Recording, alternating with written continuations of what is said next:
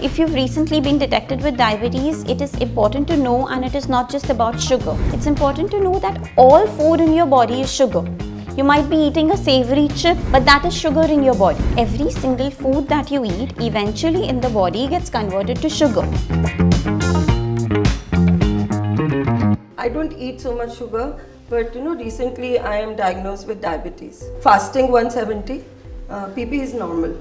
Okay. I don't know why it has happened. I'm very worried about it. Okay, alright. The important number here is your HbA1c. So you need to go to your reports and see where your HbA1c is at. HbA1c. Okay. There will be a range. So you'll just have to check where that is. That is the most important number. Your fasting and PP can fluctuate depending on what you've eaten the day before or for the previous meal.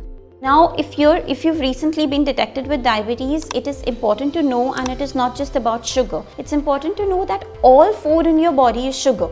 You might be eating a savory chip, but that is sugar in your body. Every single food that you eat eventually in the body gets converted to sugar. But people say diabetes means no sugar and eating extra sugar, huh? It's not just sugar. Sugar is, yes, everybody knows that if you eat sugar, then your blood sugar will rise, you will have diabetes. But what people don't know is that they might be eating a roti. They might be eating a thepla, which is not meetha at all. But it still is sugar in your body, and it will spike your blood sugar levels. Okay. So every meal, whenever you're eating, you have to look at your plate. This is your plate. You have to see that half of your plate is fiber. That means it is sabzi, it is salad, it is soup, it is vegetables. The other half of your plate, 1/4 of it has to be protein. So it can be any kind of protein. It can be dal, it can be chana, rajma, it can be paneer, it can be chicken, fish if you're a non-vegetarian. But that 1/4 has to be protein, and rest of it, this much, has to be a carb. So it can be roti, rice.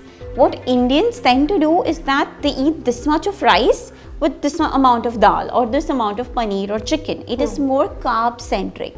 So that is a shift that needs to happen basically. You have to balance every single meal, that it has to have a good amount of protein, a good amount of fiber, and a small amount of carb. That is how you balance each meal for a diabetic basically. So like not 30 types, but 40, 20, like that. You don't have to weigh, you don't have to measure. Just look at your plate. Every time you look at your plate, ask yourself a question: is there protein? Is there fiber? And there is carb, and you're good to go. And of course, obviously your bread, biscuit, farsan, chivda, chips, all of that has to go. If you start your morning with a cup of tea and a pav, or a cup of tea and biscuit, then that is sugar in your body completely. So all of that has to go out.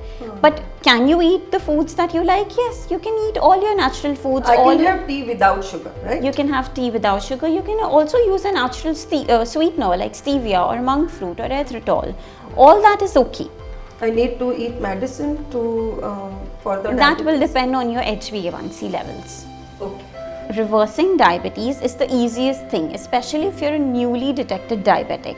Then if you just balance your diet, if you make sure that your each meal has fiber, each meal has protein, it has good amount of carbs, it has good amount of fat, and it is low in carbs, then it's okay.